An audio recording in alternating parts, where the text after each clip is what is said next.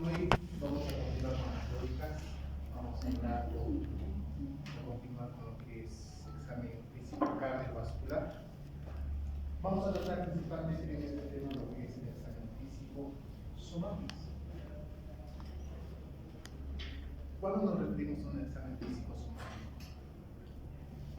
Nos referimos principalmente a un examen en lo que es la infección.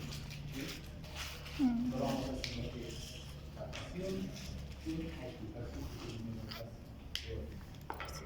Se van a dar cuenta que en esta teórica es muy importante lo que es la infección somática, no solamente lo que es a partir del aparato cardiovascular, sino también digestivo, respiratorio, en cuanto a lo que es neurológico, es muy importante, y también lo que es la anamnesis. Porque si nosotros hacemos una buena anamnesis, vamos a llegar a tener un buen examen físico.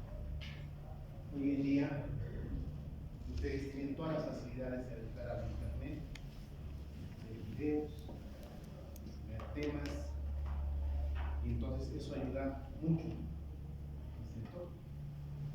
Pero lamentablemente, cuando estamos frente al paciente, es otra cosa. Con guitarra, es otra cosa. Entonces, lo que ustedes tienen que hacer es ir practicando desde ahora lo que es la anamnesis, la relación médico-paciente. Porque llega el momento en que cuando vean su examen, ¿cómo les sirve el después? ¿Qué cosas quieren después? El paciente es otra cosa. El paciente que te ponga una marcha X, tú tienes que diagnosticar la marcha. No solamente la marcha, sino el porqué, patología, las clínicas. ¿Y estamos? Vascular y examen físico. Como definición, el aparato cardiovascular es amplio. Interviene en lo que es o integra lo que es las arterias, venas, lo que es la parte de la caja torácica, lo que es el digestivo. Si hay una anomalía, si hay una patología que afecte cualquiera de estos órganos, va a producir una alteración a nivel cardiovascular.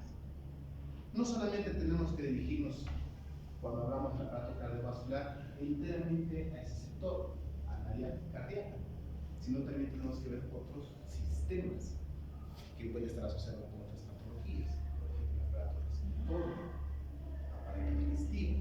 Entonces, siempre va relacionado con otros sistemas u órganos. Entonces, para realizar un examen físico cardiosomático, como les decía, implementamos 4 pasos importantes que ustedes ya conocen: inspección, palpación, percusión y auscultación. Como les decía, nosotros nos vamos a abocar casi exclusivamente en lo que es la inspección. Inspección somática. Y en la inspección somática vamos a hablar de aspectos que ustedes se van a dar cuenta hoy en día que es muy importante. La actitud. Esta de la inspección somática. ¿Qué es la actitud? La actitud es la postura que adopta el paciente, ya sea por una determinada patología. Si uno viene con una mano aquí en el pecho o en el estómago, está tomando una actitud. Si un paciente viene con las manos aquí, está tomando una actitud. Si yo vengo así inclinado, estoy tomando una actitud. Entonces ustedes ya van a deliberar, van a decir, si está viniendo así ese paciente, es un dolor pulmonar. Si viene así un paciente, puede ser un dolor lumbar, puede ser un dolor a nivel de la cápsula renal. Entonces nosotros nos vamos a abocar a lo que es el aparato cardiovascular en la inspección. Entonces, mientras va descargando nada, en la actitud a nivel cardiovascular hay muchas. Vamos a empezar primero con ok, aquí nos hemos quedado. Lo que les decía, nosotros utilizamos estos 4 pasos importantes. ¿no? Recapitulando, inspección, palpación, circulación. Lo que les decía, no solamente vamos a hacer o nos vamos a enfocar en el área cardíaca, sino también en otros sistemas que pueden estar asociados con estas patologías respiratorias, abdominal, neurológico, que pueden ser afectados. La siguiente, por favor. Bueno, en el examen físico cardiovascular nos vamos a enfocar en inspección general. No vamos a enfocar en inspección de la región, lo que es precordial, que son los temas siguientes. Pero lo anoto aquí porque dentro de lo que es la palpación, entra lo que es el área precordial, pulso venoso, pulso arterial, la siguiente que es percusión del área precordial, y por último, auscultación, que eso van a ser las siguientes teorías. La siguiente. Ok, nos enfocamos en la siguiente. Nos enfocamos a nuestra teoría, a lo que nos corresponde. Les hablaba de lo que es la actitud, la posición o postura que adopta el paciente en determinadas patologías. Pueden ser fisiológicas, pueden ser patológicas. Fisiológicas pueden ser por un golpe, por una contusión, que puede ser hasta el pecho, que es fisiológico, pero es por un trauma. No, pero patológico clínico ya podemos empezar a hablar por la actitud. Podemos ver, por ejemplo, una posición del signo del almohadón, que vamos a hablar poco a poco. Dentro de ella vamos a hablar de lo que es la ortopnea. Ustedes ya saben que es ortopnea, platicnea, pectopnea. Facies, y es muy importante lo que es la inspección. Palidez, cianosis, ictericia y algunas afecciones en las extremidades. Cabeza, hay una patología muy importante que se presenta en insuficiencia cardíaca, en insuficiencia aórtica. Cuello, vamos a ver si complicaciones biliares. Hábito constitucional, que es bien importante esta parte de ese hábito constitucional, porque esto va a jugar para uno de estos puntos. Presencia de la siguiente. Ok. Tomen atención en cada una de estas patologías, porque en el examen se puede usar relacionado a lo que es cualquier afección o patología cardíaca. Les decía, hablamos del signo del almohadón. ¿Qué características tiene ese signo del almohadón? Si un paciente nos viene a consulta con dificultad respiratoria, primeramente hacemos la anamnesis y el paciente nos dice: doctor, ni bien me acuesto, me recuesto en mi cama, ya tengo dificultad respiratoria, no puedo respirar, siento una sensación de ahogo. Nosotros ya nos ubicamos, tiene una disnea de Decúbito, más conocida como ortopnea. Y esta ortopnea nos lleva a una patología, insuficiencia cardíaca izquierda. ¿Qué es la insuficiencia cardíaca izquierda? Así a grandes rasgos. Ya el ventrículo izquierdo no tiene esa capacidad de bombear la sangre hacia el resto del organismo. ¿Qué clínicas puede afectar o puede provocar una insuficiencia cardíaca izquierda? Hoy se llama la enfermedad silenciosa. ¿Cuál es? La reducción arterial. ¿Qué más? Cardiopatías isquémicas, cardiopatías primarias, valvulopatías mitrales. Entonces, esto nos va a provocar lo que es el signo del almohadón. ¿En qué consiste el signo del almohadón? Si ese paciente en ortopnea tiene dificultad respiratoria, entonces tiene que ponerse almohadas en la espalda o ponerse, flexionar las rodillas, el muslo hacia el abdomen, el tronco llevar hacia adelante y colocarse almohadas. Por eso se conoce como el signo del almohadón. ¿Qué es lo que permite esto? Que todas las vísceras que tenemos aquí bajen y nos permita respirar. Valvulopatías tricúspides. ¿Qué es las valvulopatías tricúspides? Aquí la válvula tricúspide, que se encuentra entre la aurícula y el ventrículo derecho, falla. Puede haber una estenosis tricuspidia, Falta de cierre de la válvula. Estrechamiento de las válvulas. No permite que salga o la sangre de la aurícula derecha vaya hacia el ventrículo derecho. Entonces, en este caso hay ausencia de disnea. Ingurgitación de las venas cervicales. Vayan acordándose cada uno de estos, porque todo está relacionado con lo que les voy a ir dando. ¿Okay? Ingurgitación de las venas cervicales. Edema con ascitis que puede llegar a la anasalgia. Sujetos que pueden dormir echados, o si hay ausencia de disnea, los pacientes pueden estar en decúbito supino, en decúbito dorsal. No hay el signo del almohadón, ¿cierto? Aquí están, por ejemplo, las anomalías de Einstein, atresia tricuspidia, ¿no? Que van a llegar a producir una vasculopatía tricuspidia. La siguiente. La pericarditis, todos conocen esta posición, es la legal o ¿okay? ¿En qué consiste? Ahí están viendo, el paciente apoya las rodillas en la cama, lleva el tronco hacia adelante, se apoya sobre las muñecas, sobre las manos y los codos. ¿Qué va a permitir esto? Dirigir el corazón hacia adelante, contribuyendo a una descongestión pulmonar que va a ayudar al paciente a ventilar. Entonces, ¿qué pasa con esta pericarditis con derrame? O sea, hay una acumulación de líquido en el pericardio. Si hay líquido en el pericardio, ¿qué va a producir? Ese corazón no va a bombear. Entonces, por eso se presentan estas patologías. Aquí está la síndrome de Turner, aquí está el síndrome de Noonan, que vamos a ir un poco a poco. Por eso les digo, vayan tomando la siguiente. Aquí tenemos dos imágenes características de la actitud que adoptan los pacientes. Si nosotros tenemos un paciente con disnea, ortopnea, ni bien se acueste, como hemos dicho, este paciente necesita levantarse.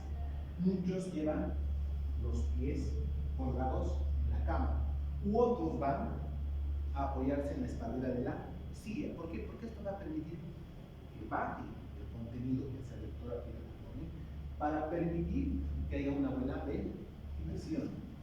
Aquí, por ejemplo, vemos un paciente con insuficiencia cardíaca y se pierde. ¿Qué es lo que nos llama la atención? Primero, ingurgitación. ¿Qué más vemos? Edema. ¿Qué más vemos? Hipertensión arterial. ¿Qué más vemos? Hematoma. Todo esto lleva a una insuficiencia cardíaca. Aquí tenemos otro ejemplo de una insuficiencia cardíaca izquierda, donde el paciente tiene esa sensación de ahogo, va a la silla, se apoya sobre la espalda, como les decía, para tomar una actitud y una mejor ventilación. La siguiente, por favor. Cardiopatías congénitas cianógenas. Y hemos hablado, ustedes ya conocen, cuando es una cianosis central, una cianosis periférica, ¿cierto? En este caso hablamos de las congénitas cianóticas, no acianóticas.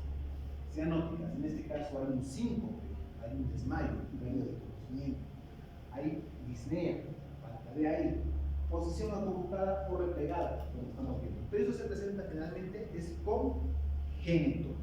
¿Okay? Crisis de angina de pecho. Ustedes también deben escuchar de esto, que es muy frecuente. Angina de pecho. Hay inestable y hay estable. La estable, ¿cómo se presenta? Después de esfuerzo. Después de un esfuerzo Físico. ¿Cómo se trata? Solo con Descanso. Y la inestable. En cualquier momento, no se presenta.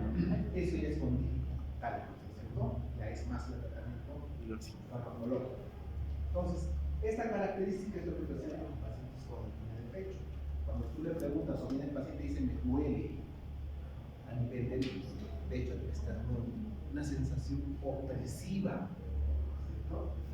Mano en la parte del esternón y un dolor opresivo. Sí, la siguiente. En tanto que el infarto al miocardio, ustedes se van a acordar, presenta un paciente inquieto, agitado, ¿cierto? Sin encontrar una posición adecuada. Este paciente está de uno, no encuentra su posición, no encuentra una actitud que le pueda guiar. Dentro de las características de un infarto del miocardio está que se refleja al cuello, al hombro, al brazo a la parte interna del cuello, ¿cierto? Procesos arteriales obliterantes. Esto generalmente se presenta por obstrucción de los vasos arteriales. Esto también viene a ser congénito, donde hay una obstrucción y produce un dolor isquémico. El dolor es de inicio súbito. El paciente está sentado con las rodillas flexionadas. La siguiente. Vamos a las fases. Si hemos hablado de insuficiencia cardíaca izquierda, hemos hablado de lo que es estenosis mitral, todo esto presenta sus características a nivel de la fases. En una pericarditis con derrame, que hemos dicho que tiene una posición, una actitud. ¿Qué actitud presenta el pericarditis? Una pectoral. En una estenosis pulmonar,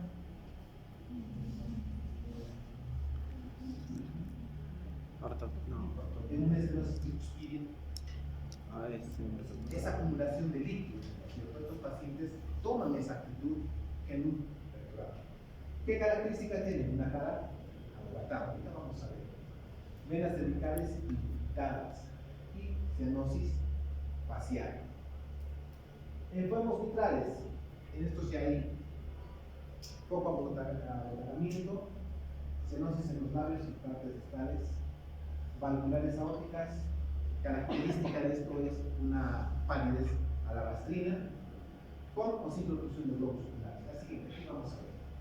Esto es una fascie abotagada, fascie media. ¿Cuál es la característica? Cianosis, una cara rara, ¿cierto? Entonces, característica de una facies mediastina. Aquí tenemos una facies por insuficiencia aórtica. ¿Cuál es la característica de estos pacientes con insuficiencia aórtica? Presenta una corazón lisa, número 2, con ¿qué más? Malformación de los pabellones auriculares. ¿Qué hay aquí? Vean, los ojos. Está. La siguiente, por favor. Esta es una fase central. Característica de la fase central. Nariz roja, pómulo rojo, cianosis, no se ve las orejas. Característica de una fase mitral. La siguiente. Esto ya es una fase que no es muy frecuente, ya no se ve. Es un eritema mitral, cuya característica es que se presentan las famosas chapas, ¿no? Estos pacientes, o uno piensa que tiene uno piensa que tiene buena salud, que está bien, pero si nosotros vemos a estos pacientes y cuando están expuestos al frío, obviamente se pintan estas chapitas que decimos, ¿no? Pues estos pacientes generalmente se debe a un gasto cardíaco, que es muy poco frecuente. Hoy en día ya no se ve, principalmente es un tema mitral y con tratamientos que se debe principalmente con esteroides, hace que la piel se adelgace y presenta este tema de los pocos. La siguiente. Aquí vemos la anterior, la facies ahora. Y una característica más que me olvidaba de esto, característica típica de la facies ahora, es el signo de museo. ¿Qué características tiene el signo de museo? Relativa carotida con movimiento rítmico, ¿no? Como si estará dando una respuesta afirmativa. El signo de museo. La siguiente, por favor. Coloración de la piel y mucosa. Cuando les decía nosotros, cuando hacemos la inspección somática, no solamente nos vamos en lo que es la actitud, vamos a las facies, sino también en partes distales. ¿Alguna vez se han preguntado por qué hay algunas alteraciones a nivel de las uñas? Que hay patologías que se manifiestan a nivel del lecho facial. Aquí tenemos, por ejemplo, hemorragias craneales En astilla. a nivel del lecho real, ¿no? Que se presenta principalmente en una endocarditis Infecciosa. bacteriana. ¿Cuáles son los agentes causantes de una endocarditis bacteriana? Estreptococcus pyogenes. Estreptococo, ¿qué está? Filococcus. Cuando ustedes hacen una infección, una faringoamigdalitis, una endocarditis, ¿vale? Obviamente, si no haces un buen tratamiento, ¿no? Los signos de Hanaway. Pregunta, ¿qué son los signos de Hanaway? Son manchas rojas, planas, no dolorosas que se presentan en la palma de las manos, delante de los pies. ¿Característico de qué?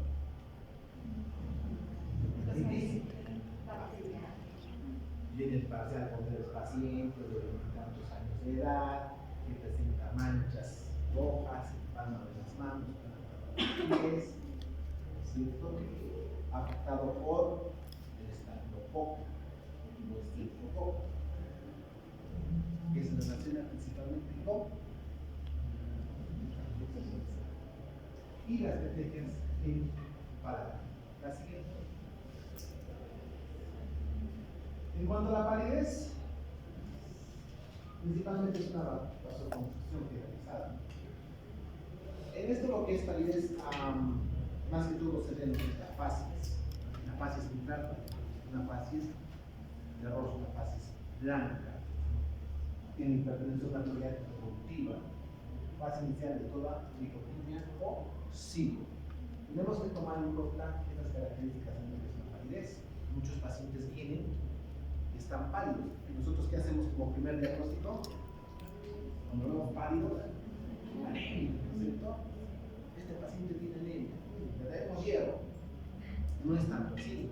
Nosotros tenemos que investigar, por eso les decía, no solamente nos enfoquemos a uno, tienes que enfocarte a otros sistemas. La siguiente, por favor. Otra pregunta de examen. ¿Qué es el signo de Dice o signo de Frank? Es un signo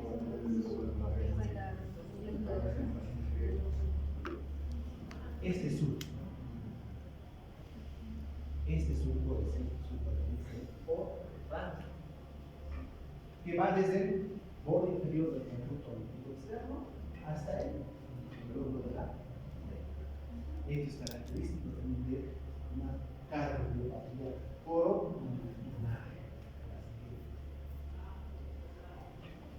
El signo de Musset. ¿Por qué está dando el signo de Musset? ¿Cuál es la causa del signo de Musset?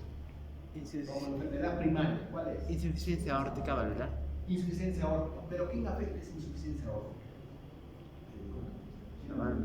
O sea, ¿qué patología va avanzando ahí? Por ejemplo, les decía, una endocarditis bacteriana. Empieza con una faringoamigdalitis, ¿no es cierto? Esa faringoamigdalitis no ha sido bien tratada. Migra con la sangre esa bacteria y llega al corazón, por eso es una insuficiencia aórtica. Una hipertrofia del ventrículo izquierdo. Entonces, esta igual va a la aorta. Por eso el signo de Musset, ¿cierto? Es una enfermedad de transmisión sexual. Sífilis. Sí. La sífilis.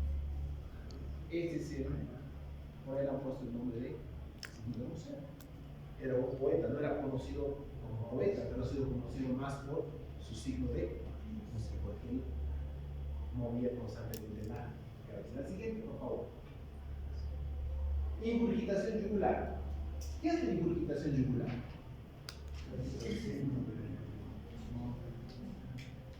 No. Ahí está el signo de Kussmaul, sí, está el signo de Kussmaul. Pero ¿qué es ingurgitación yugular? La ingurgitación yugular es la acumulación de sangre en todas las venas del organismo, pero principalmente a nivel nivel del cuello, de la vena yugular. Entonces, a estos pacientes, cuando se levantan, sigue permaneciendo. Vean eso.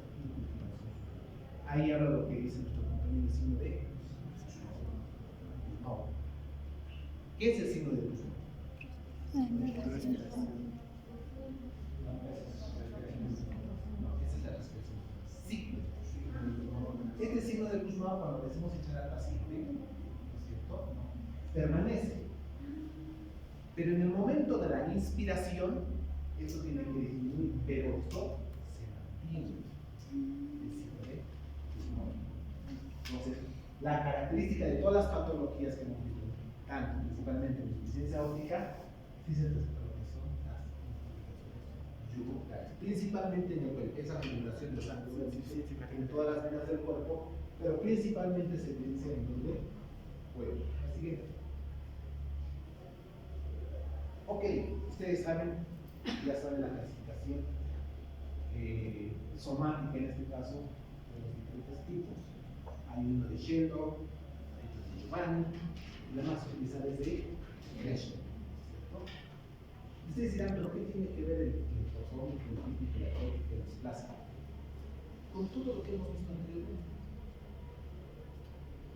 Y dentro de eso están los síndromes que van a presentar esta clasificación. Entonces tenemos al leptosómico o asténico. ¿Qué características tiene? Delgado, alto, hombros, en este caso delgados, corazón estrecho, cara larga, cabeza redonda. ¿Cómo es la actitud de ellos? En el sentido de su forma de ser. Son tímidos, ¿cierto? Pero son mayormente, se les dice que son inteligentes. En tanto que el pítmico es bajo, más ancho lo que es el abdomen o las vísceras, cara redondeada. ¿Cuál es su característica? Son más alegres, son más chistosos. No todos los pítmicos son gorditos, obviamente. Hay algunos que son delgados. El atlético, que a las chicas les gusta, ¿no? Armónicamente están bien distribuidos, ¿cierto? Y el displásico. Ahí no hay armonía. No hay armonía en lo que es la parte ósea, la parte muscular, no hay armonía. La siguiente. ¿Qué características tiene el pítmico? Como decía, sociable, amable, genio, cambiante, explosivo, fuerte sentido de la necesidad. En este caso, ustedes tienen amigos chaparritos, ¿no es cierto? Y es verdad, por eso dicen, ¿no? El perfume viene en frasco pequeño. ¿Por qué? ¿Por qué? Porque son alegres, son chateros, no como los asténicos, ¿no? No son sociables. Estatura mediana, cuello corto, musculatura floja, diferencia de asténicos menos. ¿Tendencia a qué? Hipertensión arterial, esa tendencia llega a tener la siguiente.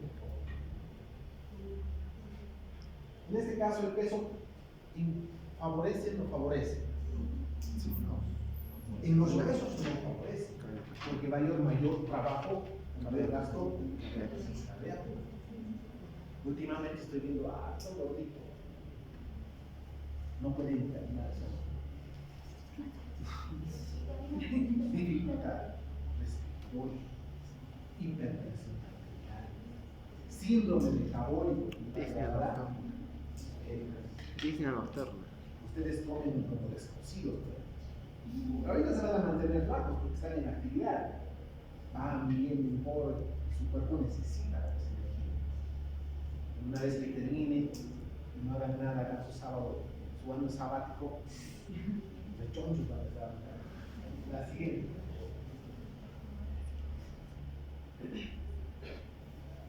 Ok. Este cuadro es bien importante. De todo lo que hemos hecho recién. Estamos viviendo en la historia de la presencia de determinadas características físicas nos puede orientar a la presencia de arrebatismo. Si hay características de ciertas personas que nos orientan a determinar patologías. Si ustedes ven a un niño con una cabeza grande, bajito, cuello corto, ojos grandes, cejas pequeñas, con un retraso en cuanto a su crecimiento, ¿de qué sospecha? No. El Down. Anomalía cardíaca asociada, comunicación intraventricular, interventricular. R-Pambos, insuficiencia ventricular, insuficiencia aórtica y dilatación de estructuras arteriales. El síndrome de Creutzfeldt, ustedes se deben acordar de fisiología, como oído de la comunicación interventricular. El síndrome de Marfan, insuficiencia mitral, insuficiencia aórtica y ruptura o inflamación de vasos. Síndrome de Turner, coartación aórtica, valvulopatía aórtica. La siguiente. Ok. Ahora quiero que relacionen ustedes con el cuadro anterior. Síndrome de Marfan. ¿Qué hemos dicho los asténicos o los crecitosónicos? Altos, tórax estrecho, poco sociables, cabeza delgada, cara delgada, cabeza redonda. Eso se complica con la patología cardíaca. Insuficiencia central. ¿Qué más? Insuficiencia central, insuficiencia aórtica y aneurisma. Síndrome de Creutzfeldt. ¿Qué características tiene primero estos que son los relacionados a los PIN? Síndrome de Creutzfeldt, esto es congénito. Pequeños, nariz ancha, nariz pequeña, cabeza más redondeada. ¿Con qué cardiología cardíaca se asocia? Comunicación ojo parcial. Síndrome de Turner. ¿Aquí qué cariotipo se dio? ¿Qué cromosoma? 16. 16, 21. Síndrome de Creutzfeldt. Síndrome de Creutzfeldt. Falta de brazo corto del cromosoma 5. Síndrome de Turner. ¿A qué está relacionado con la empatía? 18. Valvulopatía aórtica cúspide. Comunicación interventricular. Comunicación interventricular. ¿Qué cromosoma? 18. ¿No? ¿Qué cromosoma falta ahí? Ah, monosomía X. No. ¿Cromosoma? Monosomía X.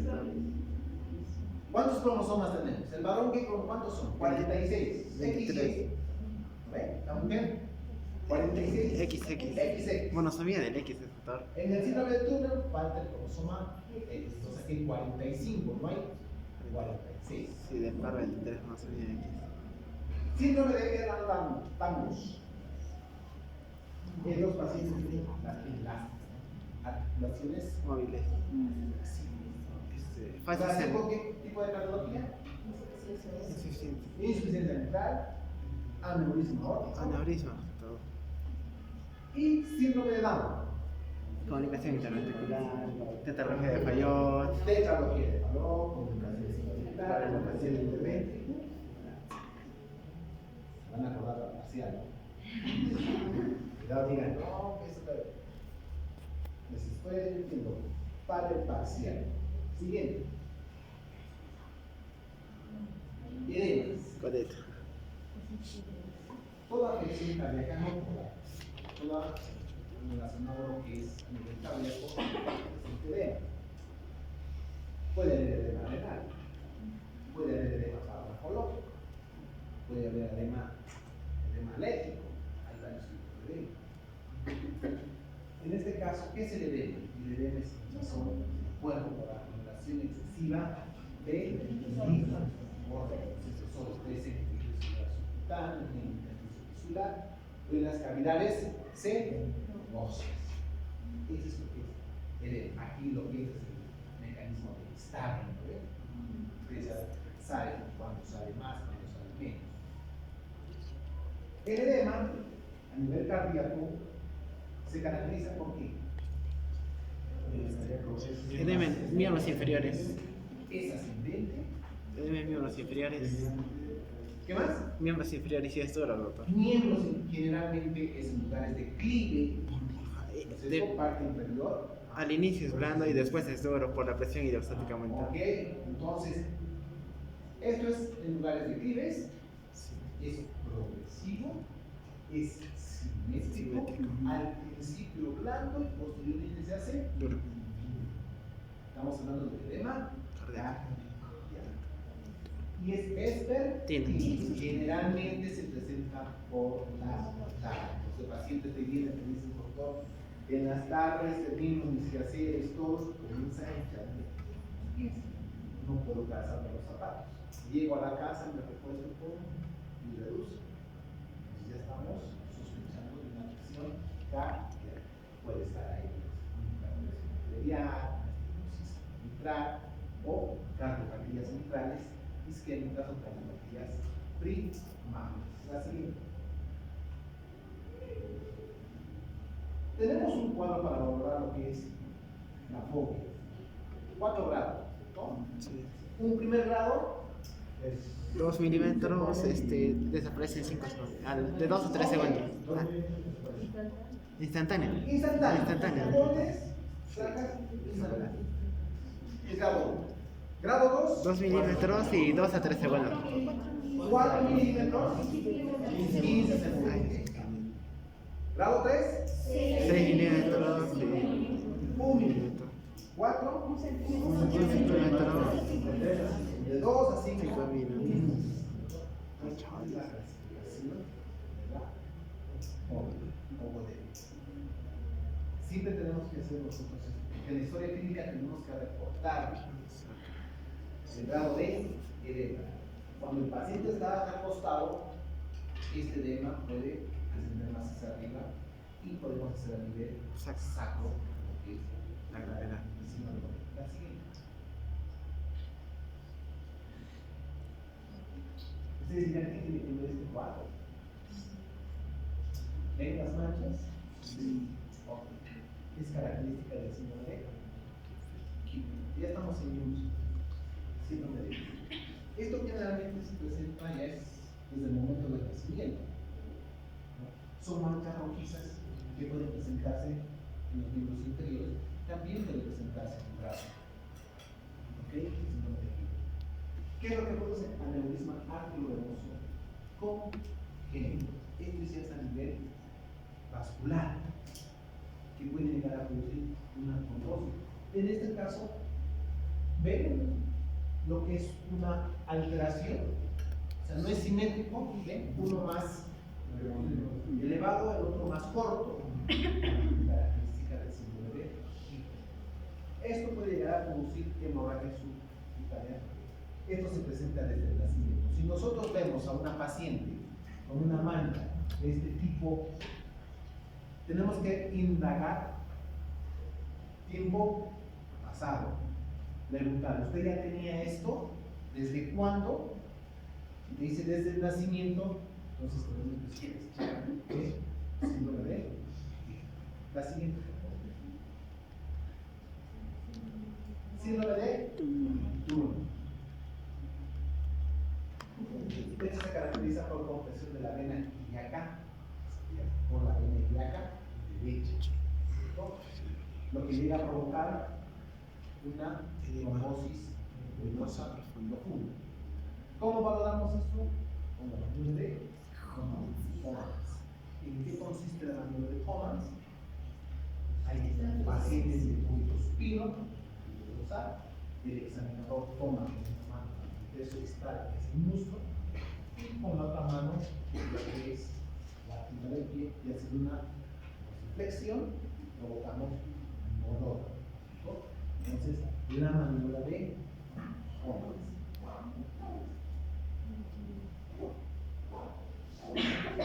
Bueno, esta teórica, si ustedes se dan cuenta, lo que es la inspección somática, si no hacemos una buena anamnesis, vuelvo a repetir, una buena anamnesis, una buena inspección, por más que hagas la palpación, la percusión, la auscultación, te saltas uno de estos previos a lo que es la inspección, no vamos a llegar a dar un diagnóstico ni siquiera presuntivo.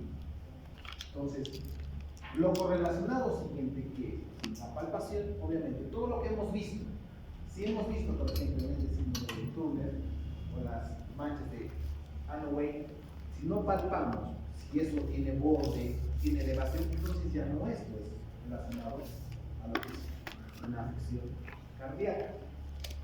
Entonces, nosotros lo que tenemos que hacer dentro de lo que es esa parte del tema es saber hacer una buena inspección. No se olvide, porque cuando yo les doy pacientes, en algún momento les doy pacientes que acá una historia clínica, lo único que hacen ustedes es, creo que le preguntan su nombre, la edad y por qué ha venido. El resto se inventa. ¿Por qué les digo que se inventa? Porque yo cuando los veo con el paciente, los retorno, regreso y veo, ya están sentados en las bancas, no ha pasado ni siquiera 10 minutos. O sea, en 10 minutos hace de todo. Ni yo, que tantos pacientes, ni yo ni en 10 minutos hago lo que ustedes hacen. Y los pacientes se capturan. Y los pacientes saben lo que ustedes hacen. Incluso los dicen sus alumnos, seguro son de golpeo. No, en serio.